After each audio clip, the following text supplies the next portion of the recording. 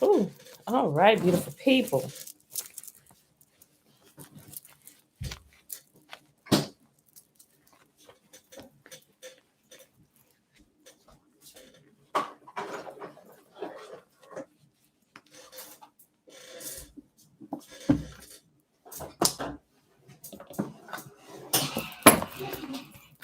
Happy Tuesday, beautiful people. Happy Tuesday. Happy Tuesday. Happy Tuesday. We late, but we live now.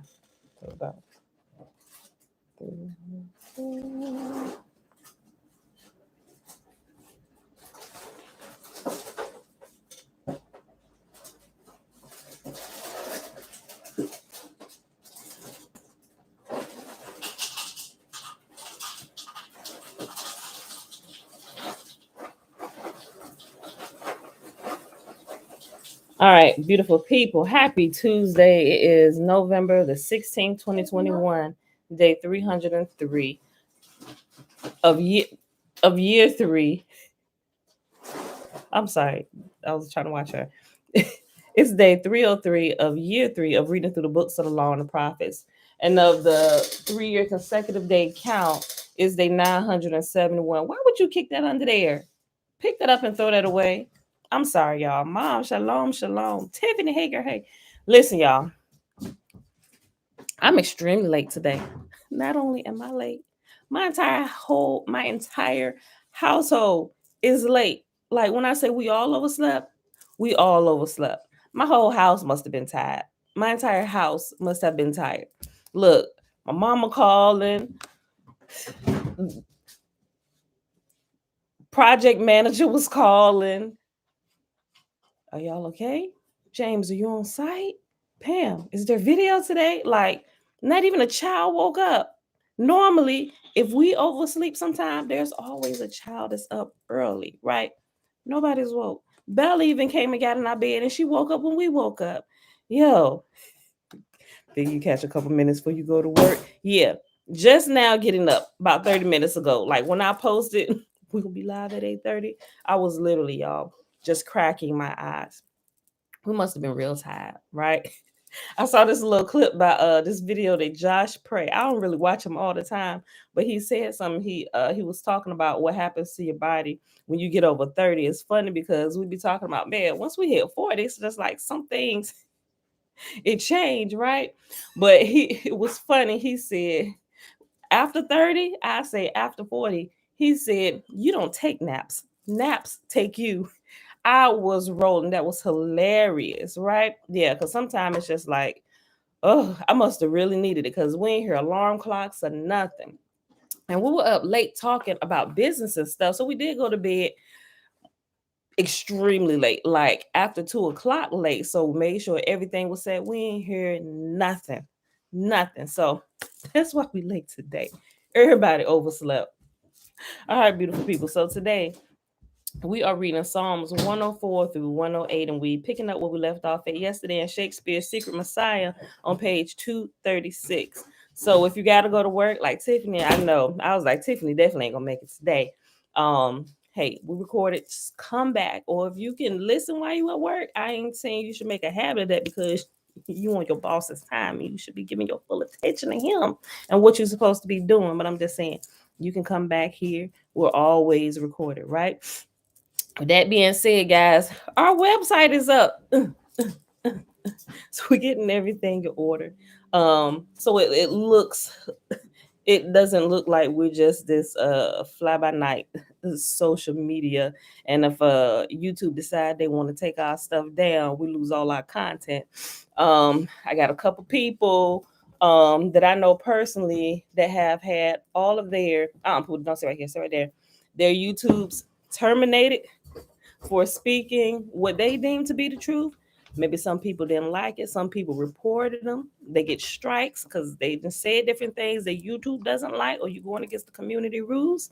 They give you a warning. And I'm already on one warning, right? And they removed the second warning they gave me because I was like, wait a minute, I didn't violate. Please show me where. So I'm not sure exactly how I got that. Maybe somebody reported me. Maybe somebody that love Jesus a little more than I do, right? Maybe they reported me. I don't know. But I was like, yeah, I better get serious about going ahead and backing up my content because I don't want to lose all the videos, right?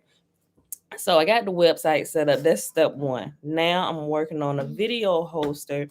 I looked at quite a few of them to see which is the best one and the easiest one to use for the WordPress website. That I got set up so it can host all the videos. For now, when you go in there, it's still, when you look at the videos on the website, you'll still see that they're YouTube videos because they're connected to YouTube until I decide which video hoster that I'm gonna use. So then I can take each individual YouTube video and transfer it over to that video host and where to no longer be attached to the YouTube. Bless y'all if the YouTube stays up forever, but I don't really believe that's gonna happen for my page. You know, I can feel it. I can feel it deep down in my sha-na-na. I don't know when it's gonna happen, but before they decide to cut me off, I want to make sure that I've done everything and gave y'all enough notice. If y'all decide to still follow and watch the videos, whatever, in the future, at least all the content will be there. And if I'm booted off of social media, we're still somewhere where I control the content and you don't have to pay for it, right? Everything we give, we putting that fire in your chest free of charge. Right? It's just our personal belief, right? If somebody has something or truth to offer you, they shouldn't be asking you for money to help them. That's just my personal belief. Everybody don't believe that way. We know the church run and organizations run on donations of others, right? Other people's support. I think that's all chopped and screwed. I don't believe that's ever how that was supposed to go, right? And people say, well, y'all uses people as a real. I get that. I really do. But when you do that, let people stop giving to your organization or to your good church house, right? And let's see what happened to your doors. Everything gets shut down. Not on my watch. Not on my watch, right? I figure if you got something of value that I need to hear that I'm looking for, your life should say and show all of that, right? You don't need nothing from me, right? I'm coming to you for help. You, the teacher or the whoever, everything I need, I'm coming to you because I don't have it, right? Your life should have it. Not saying that you need to give everything away for free, but truth is free. This ain't costing me nothing but a little bit of extra time, which I do anyway, right? Something I already do anyway, and my cell phone, on my laptop, right? I made a habit of doing. I figured, you know what? Let's get some study buddies, right? Anybody who want to study, read the Bible with me, y'all just come hang out with me, right? We can chat back and forth, talk about this, you know, what we learned, correct some mistakes when we realize we done screwed up. You know, we could do it together, build a community, right? But not charge you anything. And I made that clear on the website too. We do not take donations. It's quite a few people that's they said they've been blessed by the teachings of truth here and everything, and they want to give me money or some type of donation. I said, we do not accept donations of any kind. No gifts, monetary, non-monetary. We do not accept it at all, right? We've chosen to do that. That's something we chose to do many years ago. It was my prayer. Matter of fact, I mentioned it years ago. I was like, Father, if you ever put me in a position where we're teaching truth, teaching your truth to people, we don't ever want them to give us a dime.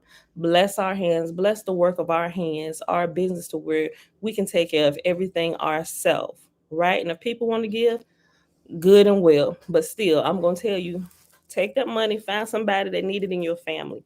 Help somebody out in your family or find some other place to give it. Bless y'all that way. But we can't take any kind of donations. Why?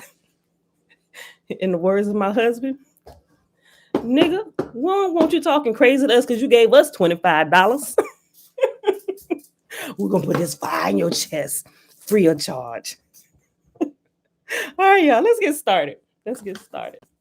And I do apologize if if you're offended by the word nigga, right? It's just, sometimes we're getting better about our vocabulary, sometimes just black people just kind of, no disrespect to anybody. Y'all get what I'm saying, right? I was quoting. All right, y'all. Stop doing that, Bella. Okay, let's go ahead and do the Shema. Y'all, if y'all got to go to work, get out of here. Go render unto Caesar what is due unto Caesar. Here, I'm Caesar. So I can take time and do what I want to do. Right now, yeah, I can really. He's the boss. Okay. Mom. All right, y'all. Mom. The Shema, what, Pooh? You know, I'm in the picture right in that. Uh-huh. You done? Yep. The Shema is found in Deuteronomy chapter 6, verse 3. Hear, therefore, O Israel, and observe to do it, that it may be well with you, and that you may increase mightily. As Yahuwah, the mighty one of our fathers, has promised us in a land that flows with milk and honey. Hear, O Israel, Yahuwah, our mighty one, he is one. And you shall love Yahuwah, your mighty one, with all your heart and with all your soul and with all your might. And these words which I command you this day shall be in your heart. And you shall teach them diligently unto your children, and shall talk of them when you sit in your house, and when you walk by the way, and when you lie down, and when you rise up. And you shall bind them for a sign upon your hand, and they shall be as frontlets between your eyes. And you shall write them upon the posts of your house and on your gates. And Yahuwah commanded us to do all these statutes, to fear Yahuwah, our mighty one, for our good, always, that he might preserve us alive, as it is at this day. That means, wait a minute, Tootie. Wait a minute. And it shall be our righteousness if we observe to do all these commandments before Yahuwah, our mighty one, as he has commanded us. Yes, Bella. This tastes like cream of wheat. And you really had to tell me that, like right now, that tastes like cream of wheat. Y'all. Okay, let me pull this up. Hold on. It tastes like cream of wheat. Tastes like cream of wheat. Okay. All right. Psalm 104.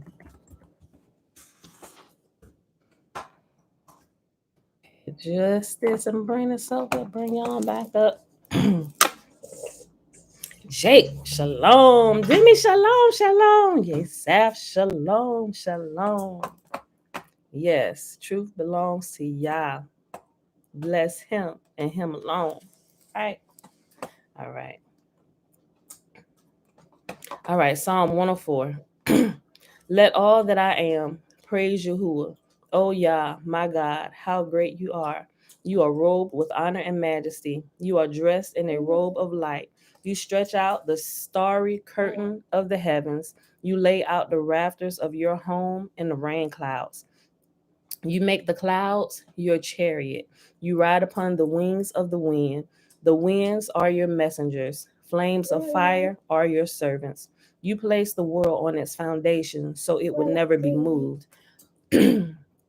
You clothe the earth with floods of water that cover even the mountains. At your command, the water fled.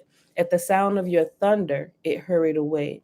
Mountains rose and valleys sank to the levels you decreed.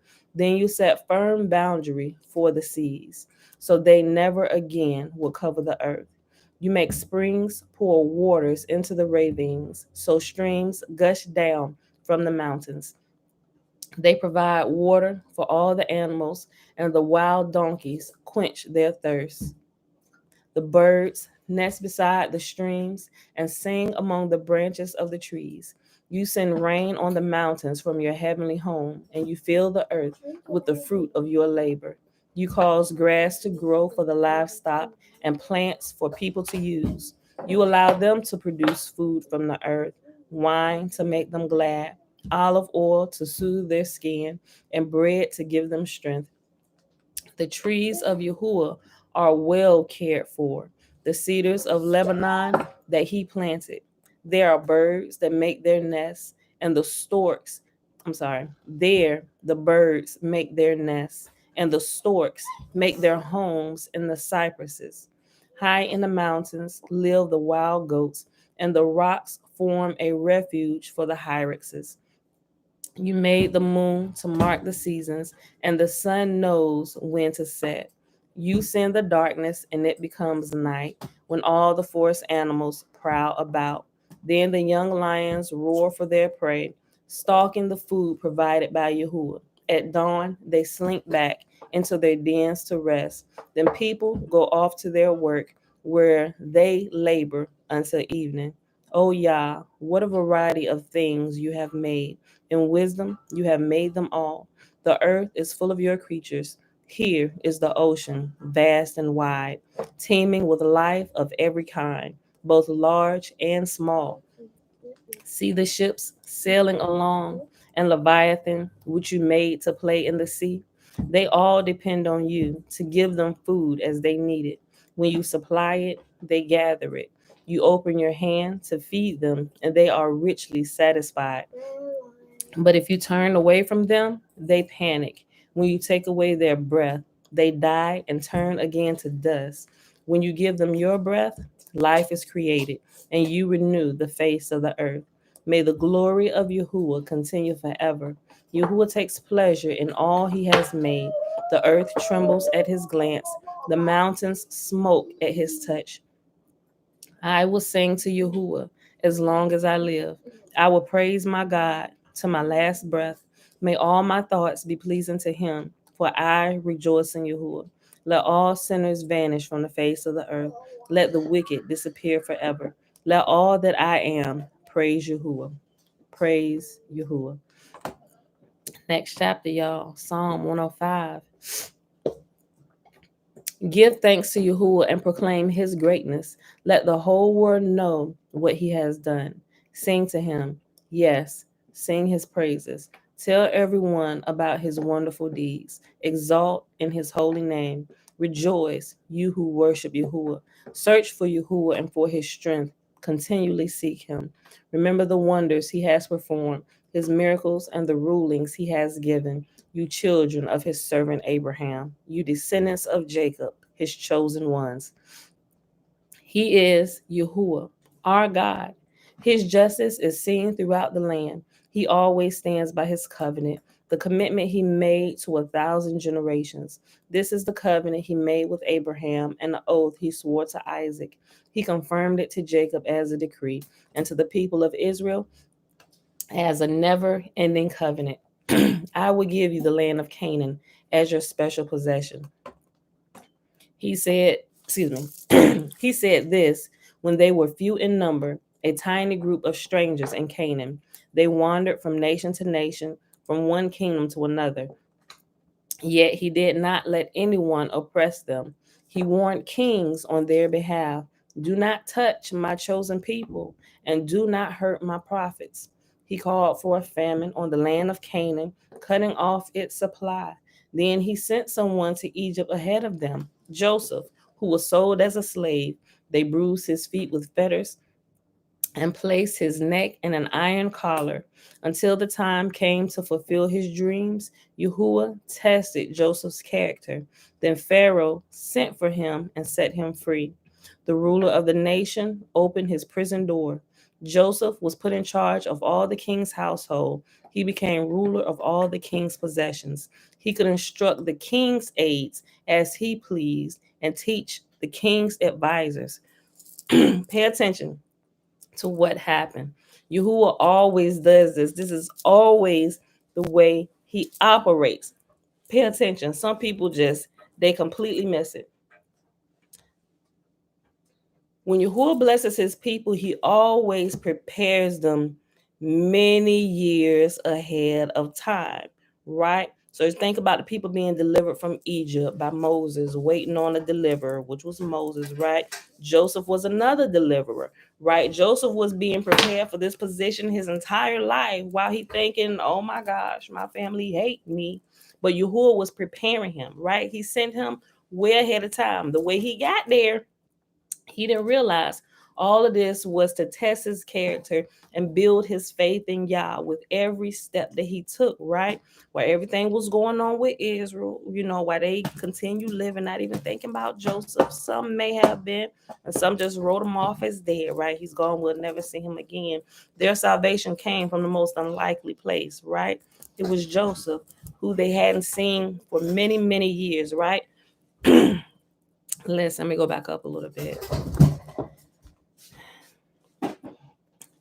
He's telling you why you shouldn't touch his chosen people, nor do his prophets any harm, right? And a lot of people like to take that out of its proper context and just refer to themselves as being a ministry gift. Don't put your mouth on me. I'm the man or the woman of God, right? Sit your tail down somewhere, right?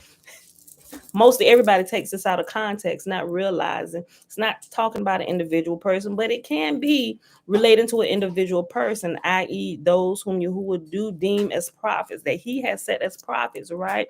Don't touch none of my people, none of Israel, nor the called out ones that I've called to lead Israel.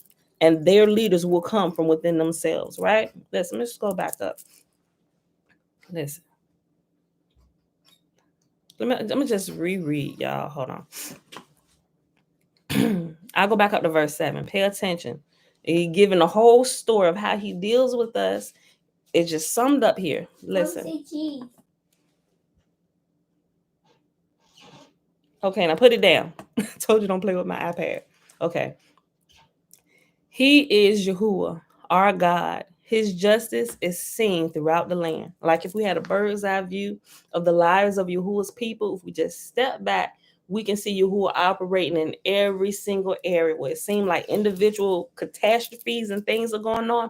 It's really a beautiful orchestration that's happening. Even those things we seem to think are tragic. It's creating a bigger, beautiful picture and a more beautiful outcome for all those involved, right? Yahuwah is our God.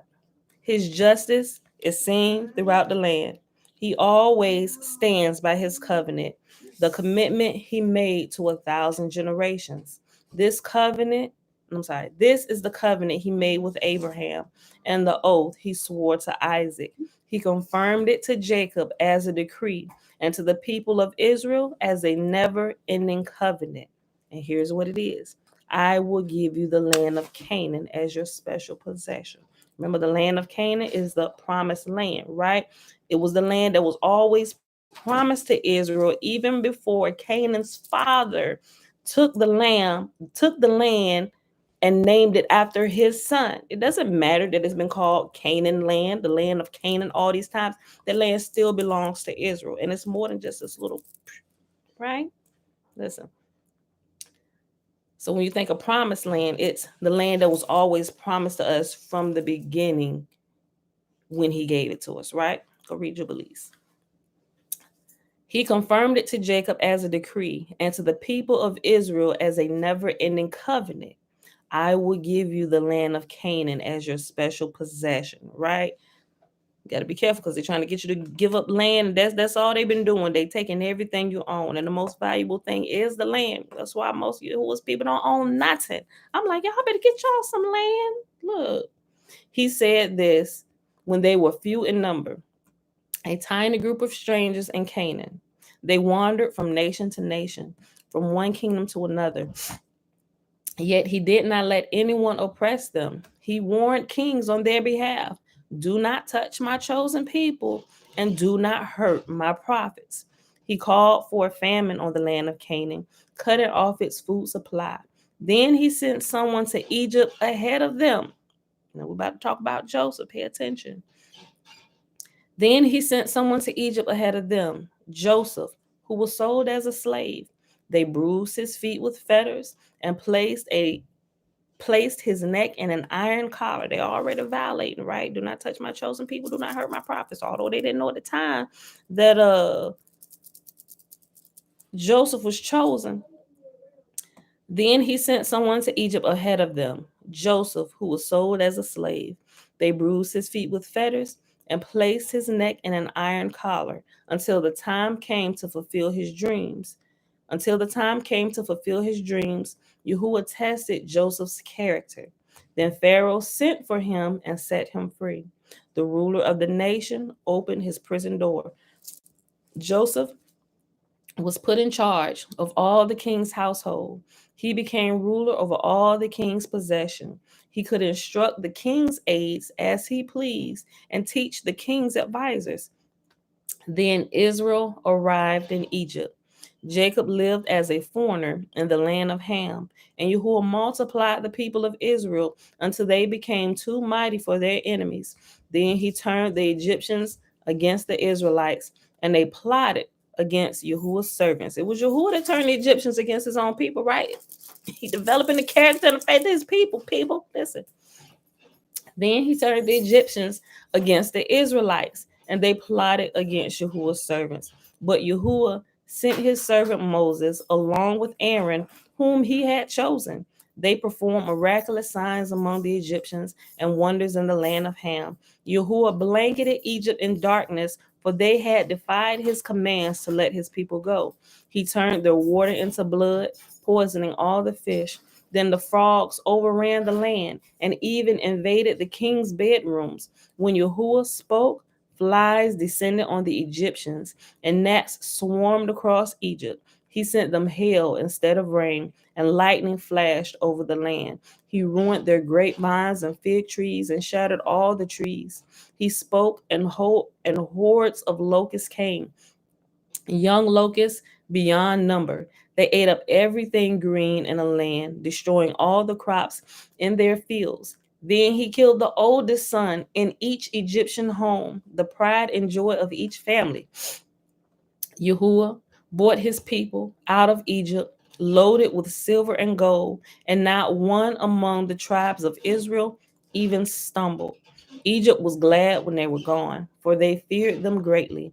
Yahuwah spread a cloud above them as a covering and gave them a great fire to light the darkness. They asked for meat, and he sent them quail. He satisfied their hunger with manna, bread from heaven. He split open a rock, and water gushed out to form a river through the dry wasteland. For he remembered his sacred promise to his servant Abraham. What was the promise? That the land of Canaan belonged to them, and it was going to be theirs forever, him and his descendants, right? Even those who were yet to be born for many generations. So in order to accommodate all them people and the people that's coming, there has to be a perfect balance with those being born and those dying, leaving space for those coming, right? The land had to be very vast, because think about how many people live during one generation. There's always at least 4 generations living at one time. And as people are taking care of their bodies, sometimes in some families, you see 6 generations alive during one period of time. And in that generation, one generation can see 6 generations from their family line alive on earth today, right? So Yahuwah had to account for all of that. How vast and big must this land be? Could it be that just a little slither that they tell us that's always in the news? Mm-mm. It will blow your mind exactly how big and vast this land is, right? Okay. They went to great lengths, not even talking about it. Listen. He split open a rock, and water gushed out to form a river through the dry wasteland. For he remembered his sacred promise to his servant Abraham. So he brought his people out of Egypt with joy, his chosen ones with rejoicing. He gave his people the lands of pagan nations, and they harvested crops that others had planted. All this happened so that they would follow his decrees and obey his instructions. Praise Yahuwah. All right, y'all. Next chapter, Psalm 106. We still got a couple more. Hold on. Jake said, I have a question. Hold on. I got to move this over so I can see it. Oh. I have a question. Do you share the same theory like some other Hebrew? Hold on. I can't see this. Okay. Do you share the same theory like some other Hebrew channels like Big Judah, who say America is the real promised land? No. Jack? Okay. No, I'm joking. I think my husband have heard the question. Now, with me, the jury is still out on this because I'm looking at both sides, and there is a, and I will say because I don't quite understand some of the boundaries. I bet. Love you too.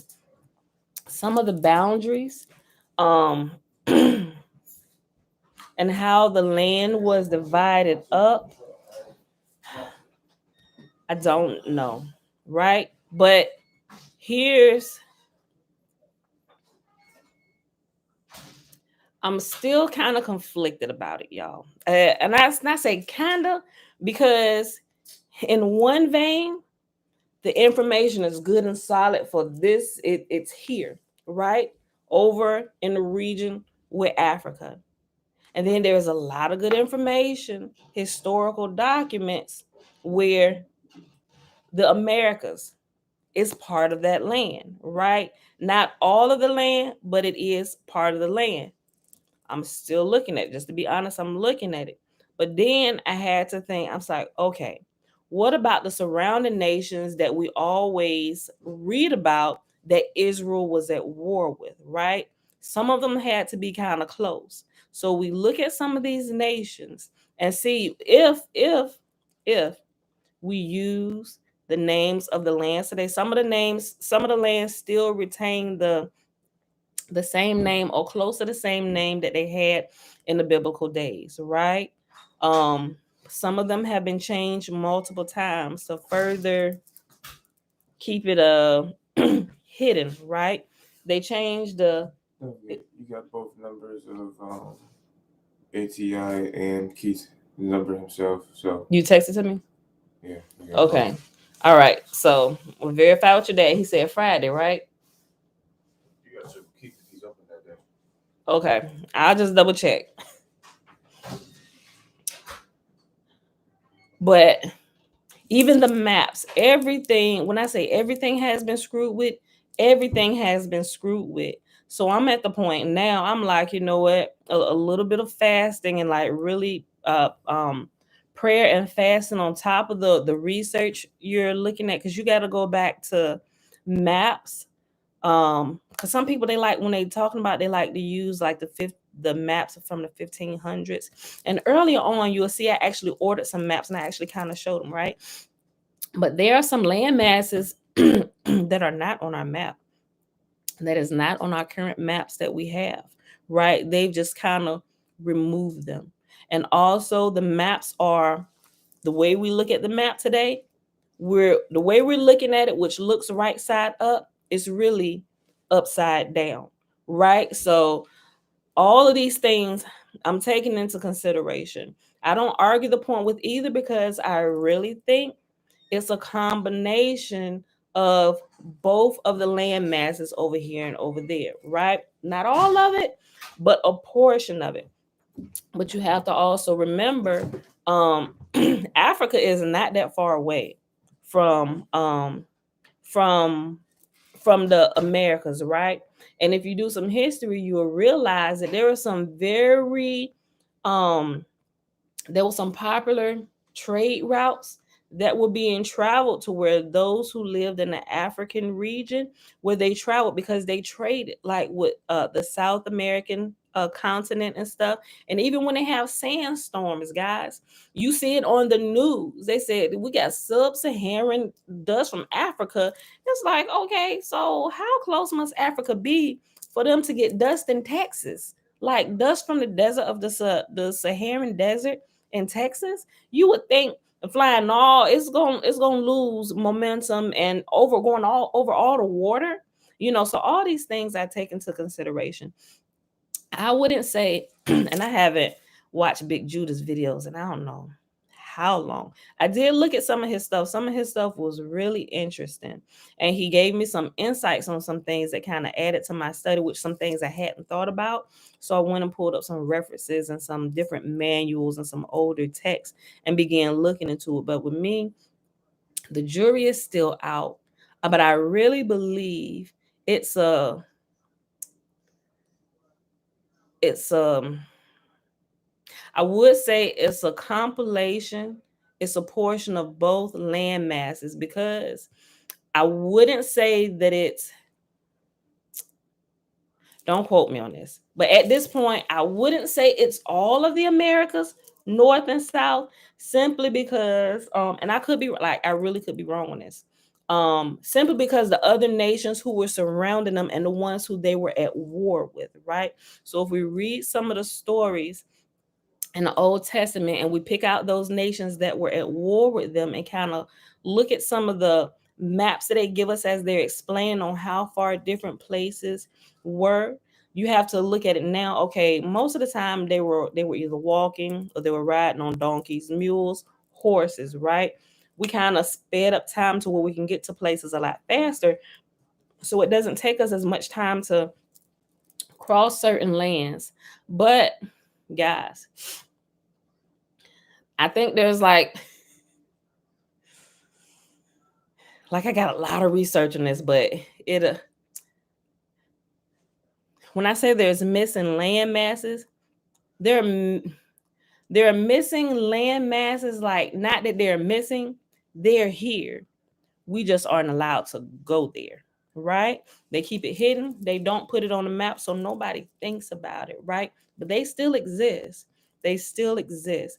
So that's why I'm gonna just kind of leave it at that, right? But there is good evidence that some of the Americas, a lot of like the South American continent, um, is a portion of the land. If you look at, a lot of people say, well, look at the pyramids. Some of the pyramids over here are older than the ones over there. Yeah, that's a valid point. It's a valid point, right?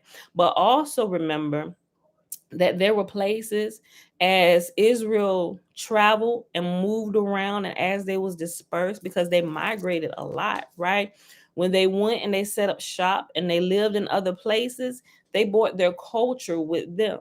So some buildings and different things that they built, which was not necessarily located on the promised land, they built on those lands to replicate home, to remind them of home. So that's what we have to really look into detail. We got to kind of weed some things out. There are certain things that we have to look for, that we have to be able to find and pinpoint some things, right? So that's what I would say, Jake. I know some people's like, no, it's completely over in Africa. And I could see how they could think that. Some people say it's all of the Americas. There is good evidence on that too. I cannot deny from my own personal research, because but things that have just been changed, and it's just different things, right? But then you also have to include these land masses that we know that are there. From, if you go looking at different maps, well, why did this appear from, this was always on these maps earlier? What did the cartographers do to where they just completely removed this landmass, and now for these last few decades and stuff, it's not even located on the maps anymore? So all of those things we're dealing with and we're sifting through, even with how the lanes in the sky when pilots fly, why it takes them so long to get to certain places. You got all this open sky, but you got to direct traffic like they driving on the roads. The sky is way more vast than what the land ever is and ever will be. Yet we need layovers. We don't need layovers. No flight should ever be longer. I'm not an expert on this. Some flights that take like 13 hours and stuff like that, and over that, I say that only happens because of the incapability to build machinery with all that it takes to just get it done in one flight, right? It's the logistics of the people who need to control everything. We need to do this. So stop the plane here so we can do this here. They keeping tabs on everything. You don't really need to do all that. I mean, and you can just make sure you track and stuff. But there are some pilots who would tell you that it doesn't take that long. Like they'll take you in circles in the sky just to make you think, and it's all a part of the everything. Now it just seems normal to us, right? But that's another way to keep the truth hidden on how close land masses really are.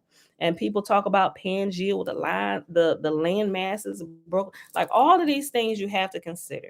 You have to weed out what's true with receipts, actual proof, and some proof we may not ever be able to get, which is why I love technology, and we can kind of talk to people over the airwaves and cell phones and people that's actually living in lands. We got to kind of all put our pieces together. Everybody got a different piece of the puzzle. I mean, unless you can just travel, you got the freedom to travel in and everywhere at all times, then a lot of us don't have access to those type of people, and if you do, they ain't spilling too many secrets, right? Because they'll find themselves in the grave, right?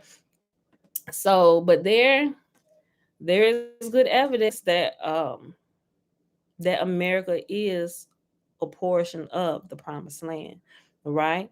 But you also got to realize as well, as Israel begins to take their rightful places and they actually begin to take their land back, even some of the places of Edom and some of the other nations becomes their land as well. So I be thinking about all that stuff. I try not really to get into conversation with people because some people is really passionate about that subject right there, and they say, all of America is that's it. And for a period of time, as I was going through, I was like, well, shoot, maybe all America is.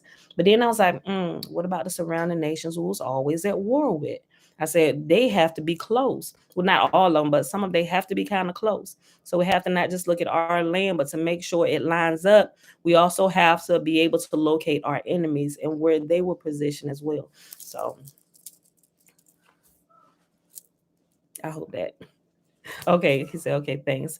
Was just curious, something I've been looking into. Yeah, but share with me what you come up with, because, like I said, I haven't made my total decision on where it is, because I've been to different places around the world, especially when I was in the military. So I've been to a lot more places that most people probably haven't.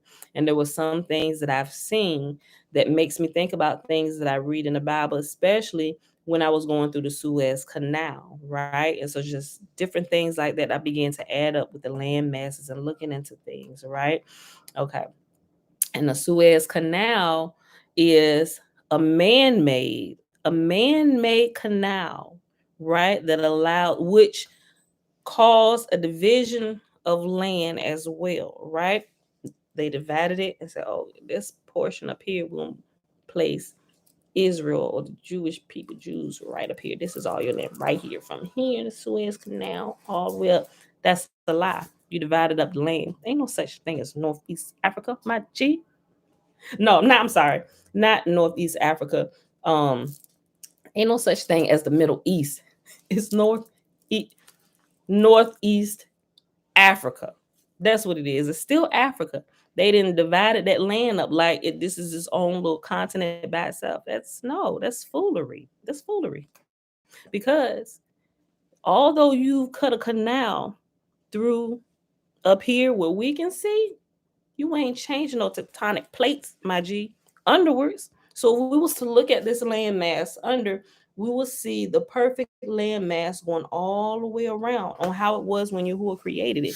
It's just we can't really tell because of what we can see on the top. Okay. We'll be at. Hold on, y'all. What time am I at? I'm running my mouth.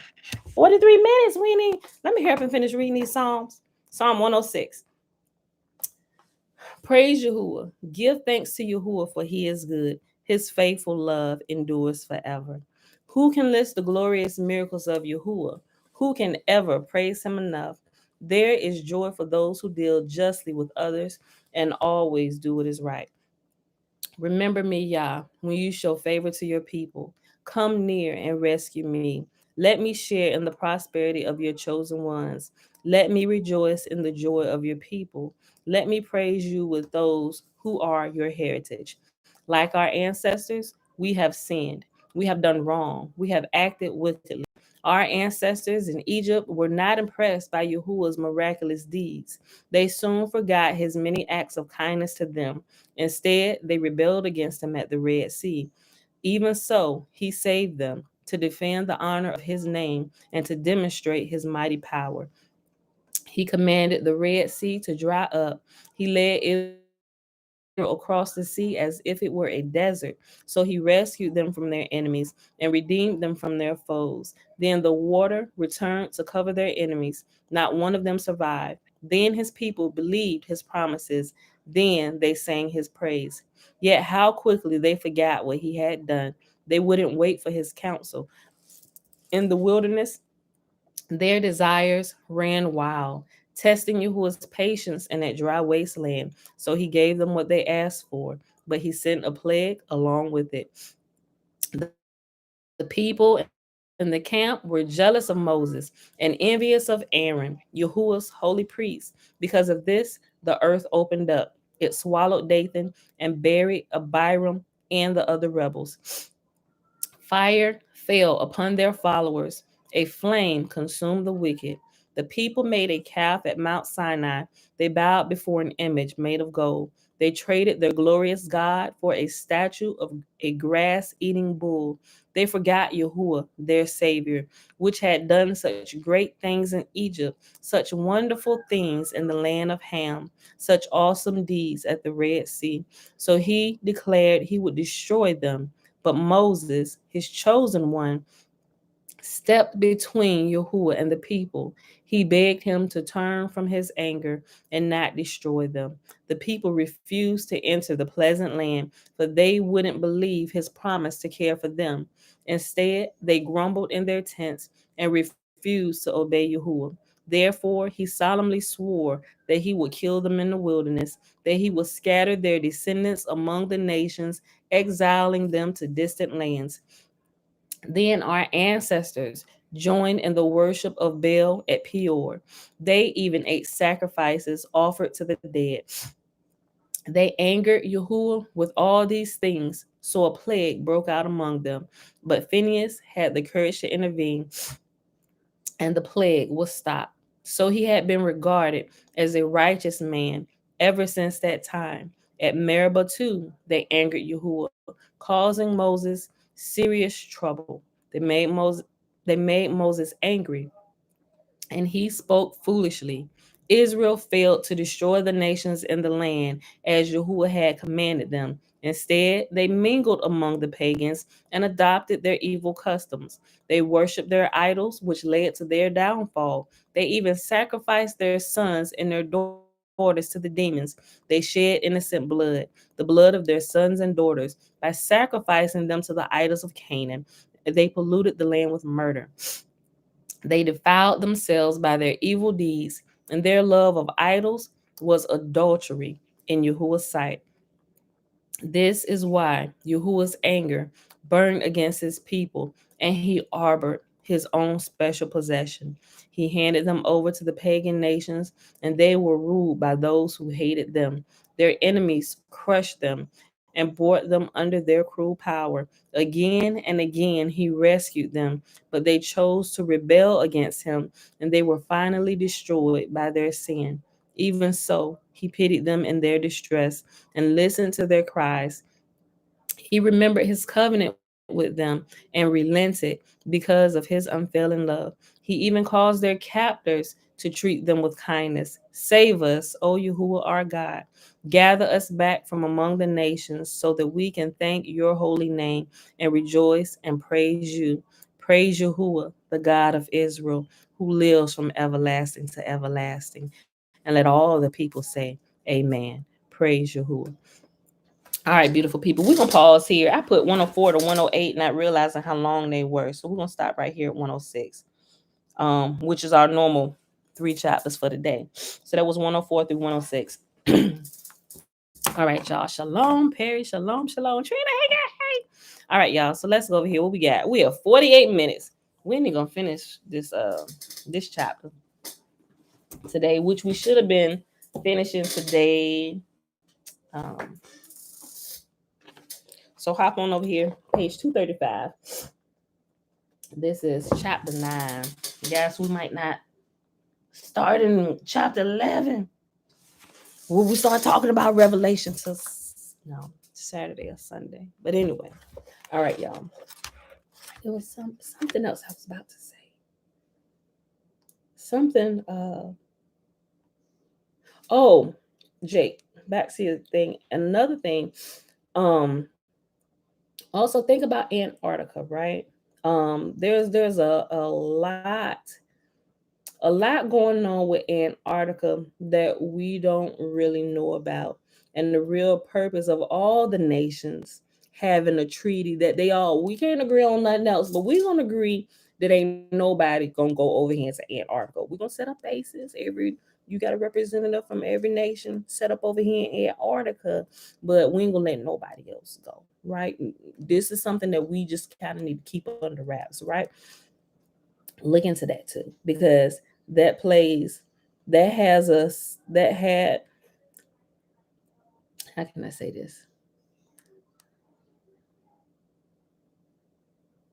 It's really interesting on some of the things you will find and some of the things that have been um leaked from Antarctica, right? You remember the guy, what's his name? The famous leaker person when former President Trump was in office. I forget his name. Start with a day. I think it's like Assange or something like that. I could have that wrong. No, hardhead. What's going on? Not Snowden. I'm gonna have to look up his name. I can see his face. I just forget his name. I think it's like Julius Assange or something like that. I could have that wrong. But anyway, he was a famous leaker of information. And during this time, there was some matter of fact, I mentioned it. I forget which video. Maybe I could check my videos. I'm not even sure if it's still up. Matter of fact, the information that I downloaded, oh my gosh, it's on my I wonder if I saved it to the cloud. There were some things. I know somebody personally that was stationed in Antarctica, y'all, while on active duty. And it's interesting some of the things that they told us that would happen over there. Yes, it's cold in some portions, but not all of Antarctica is cold, y'all. Not all of Antarctica is cold. Um, but at least the place where they set up and call Antarctica, right? But there are some places there that are actually warm and sunny. You would think you was in Florida, California, somewhere, maybe over in Hawaii, right? And it has wildlife over there, animals and stuff like it's summertime, right? But I gotta find that. I got some stuff that I downloaded. It was a huge file, and they leaked, and there were different things and pictures and stuff. But I got it saved to my not the laptop that I just decommissioned, but the one before that, and it's still upstairs. I got it. I gotta find another cord for it. I know I got it saved. I'm gonna have to look into that, but see if that. And I got some links saved. I'm not sure if they're still active because I didn't just think about them till now. But there are some very interesting things about Antarctica, and I'm not sure if it's a part of the land that belongs to us or exactly what it is. But the reason why they hide that has something to do with Yahuwah's people. I haven't quite put it all together yet, but there's a reason why all the nations have conspired to hide this, right? So I'm just like, Father, teleport me there or something so I can see with my own eyes, you know. So, but I don't know, y'all. I don't quite know yet. Like I said, I got a lot of pieces of the puzzle, and I'm just, I just kind of things that I kind of hit a wall on. I just kind of set it aside for the moment until I come across some more information or somebody mentions something or somebody has a piece of information that adds to what I have. And, but Antarctica, I'm telling you, look into that, Jake.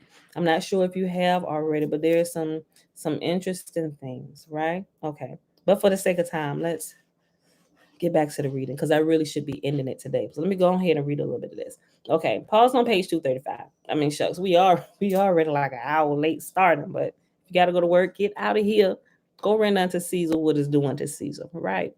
Now, let me go ahead and read this. Okay. At this point, Shylock exits, and that's Act 4, Scene 1, line 359, and is not seen again. But at the end of the play, he sends a special deed of gift that gives all he that gives. I'm sorry. He sends a special deed of gift that gives all he dies possessed of to his daughter and her Gentile husband. Act 5, Scene 1, line 293. The playwright leaves it to the audience to make the determination as to why Shylock has to what Shylock has done off stage and what exactly he has left to his heirs. Remember, so he's a crypto Jew, right? He's acting like a Gentile, so he wouldn't be discovered that he was Hebrew and be done away with. And his daughter, she's just, I'm gonna live the life of a Gentile. I'm gonna marry a Gentile. I don't even want to be known as Hebrew, right? And these were people of color, as we've identified, they were Negroes. The playwright leaves it to the audience to make the determination, and I say that because it plays a big part. You have to know that piece of information, right? So some people say, well, you gotta, because it plays a big part. It plays a really big part, and you have to know some of the details. Because if you don't know that, you will get some things wrong down the line, and why it's important.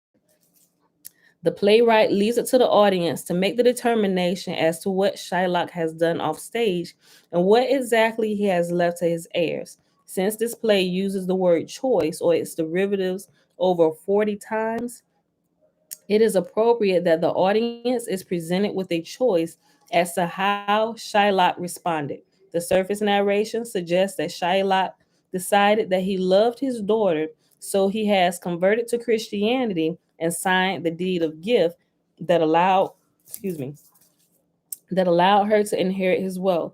This interpretation is unsatisfying because it has no relation to several of the major themes of the play, particularly the treatment of Shylock by his daughter. Shylock has promised to sign the deed, but he has not made any promise to convert to Christianity, which is a necessity to give any effect to his signature. What Shylock actually did can be determined by the facts presented in the play. We know that Shylock was strongly committed to Judaism and that he did not like Christian fools. Act 2, Scene 5, line 33. We also know that the role of Jessica is a troubled and troubling one. Jessica stole her father's ducats and used them for a spending spree. She has even stole his turquoise wedding ring and traded it for a monkey. She was ashamed to be his daughter, married a Gentile, and has changed her religion to Christianity. We know that Shylock thinks that his daughter is damned. Act 3, Scene 1, line 26. Jessica has broken away, her very name being a reference to the strap or jest that normally keep a falcon safe on its master's arm. Even if she was fledged and ready to leave home and get married, Act 3, Scene 1, line 24, this was no way to have done it. She is described as a thief who slandered her love. Act 4, Scene 2, line 15. And this is where we actually paused at yesterday. The following exchange between Lorenzo and Jessica takes the depiction of the couple as immoral to its highest pitch. It also it is also another Shakespearean puzzle in that immediately following this conversation describing their unsavory characters, the couple are seemingly rewarded with Shylock's Mommy, I love special you. deed of gift. I love you too, Tootie. All right. Quote Lorenzo, the moon shines bright in such a night as this, when the sweet wind did gently kiss the trees, and they did make no noise in such a night. Troilus, methinks, mounted the Trojan walls, and sighed his soul toward the Grecian tents, where Cressid lay that night. Jessica, in such a night did Thebes fearfully overtrip the dew, and saw the lion's shadow ere himself, and ran dismayed away. Lorenzo, in such a night, stood ditto with a willow in her hand upon the wild sea banks and waft her love to come Mommy. again to Carthage. Go bring your remote down here. Okay, thank you. Jessica. In such a night, Medea gathered the enchanted herbs that did renew old Aeson, Lorenzo. In such a night did Jessica steal from the wealthy Jew, and with an unthrift love did run from Venus as far as Belmont. Jessica. In such a night did young Lorenzo swear he loved her well, stealing her soul with many vows of faith, and never a true one. Lorenzo. In such a night did pretty Jessica, like a little shrew, slander her love. End quote. That's Act 5, Scene 1, line 1 through 20. And y'all probably like, what in the world did they just say? Let's listen to him explain. Therefore, one of the incoherent aspects of the conventional understanding of the play is that Jessica and Lorenzo seems to be rewarded for their immoral behavior at its conclusion. We also know that Shylock stated that he intended to take revenge. As he put it, the villainy you teach me, I will execute, and it shall go hard, but I will better the instruction. Act 3, line 1. I'm sorry. Act 3, Scene 1, line 59 through 68. In other words, the playwright has indicated that Shylock intended to gain revenge upon his wicked Christian instructors. But what was the bettering the instruction that Shylock claimed he was going to do? Viewing the play as a counterattack against the satire in the Gospels Mom, makes. You better get to the dining room table. I also want something in there. Isaiah, don't play with me this morning, little boy. Viewing the play as a counterattack against the satire in the Gospels makes these seemingly illogical elements coherent. From such a perspective, Shylock did not consent to the Gentiles' judgment. After all, he merely said that he was content with it, not that he would obey the dictum. In fact, he was content because he knew the judgment gave him a chance to accomplish just what he said he would, that is, to better the instruction of Christianity. Under this scenario, the original deed of gift was not signed, but rather a different one described in the final scene as a special deed of gift, which merely left Jessica and Lorenzo all of his possessions at death. Yes. But what did Shylock actually leave to his immoral daughter and her Christian husband? If he did not convert to Christianity, then he had no possessions other than his unexercised entitlement to the pound of Anthony's flesh. One of the key themes of the play is that there is much talk of food, and Lorenzo has been constantly expecting to eat. However, as time goes on, dinner is continually failing to appear. Guys, hold on. Let me see my time. I'm gonna have to.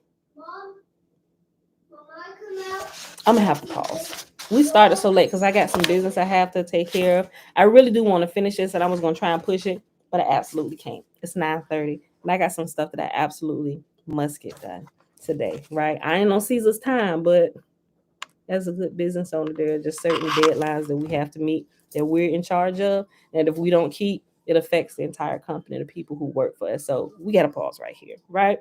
So let me make the note. All right, y'all.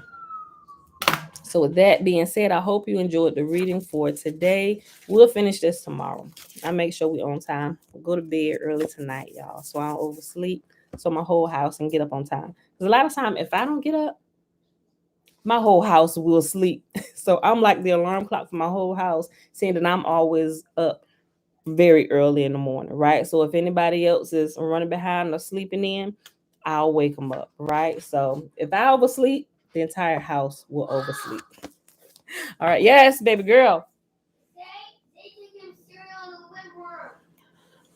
Tootie, why you gotta be a tattletale this morning? Y'all, it is Tuesday.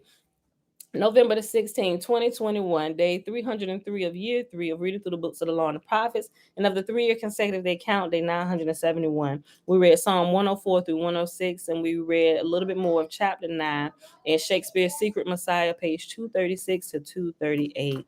So let's go ahead and do the blessing, y'all. Bella, we about to do the blessing. Come on in here, girl. Quit tattling. Leave your brother alone. He like, I'm sick of her already. Just want to get up tattling. Like she ratted him out yesterday. Y'all will see it. She ratted him out first thing in the morning. She don't tell on herself. Come on. The blessing is found in Numbers chapter 6, verses 22 through 27. Remember, the first 21 verses is the Nazarite vow. Tootie, why you take so long? Come on, come on, come on, come on, come on, come on, come on, come on, come on, come on, come on. I did. Why you got my keys? Here. Right open my daddy door. If daddy locked it, you need to keep it locked. He locked it because he didn't want you going in. All right.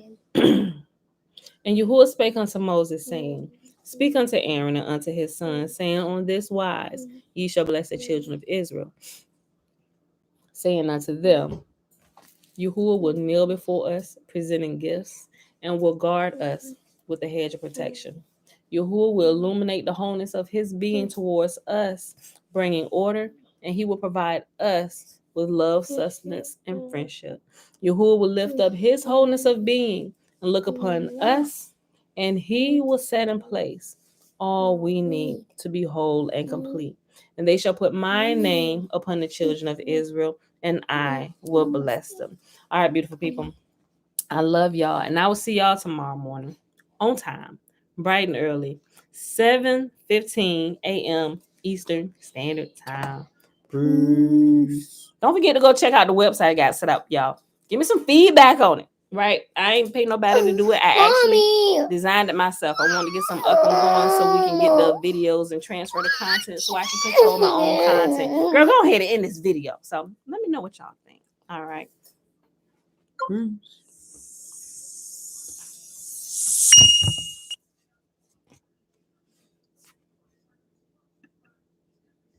Bye, y'all.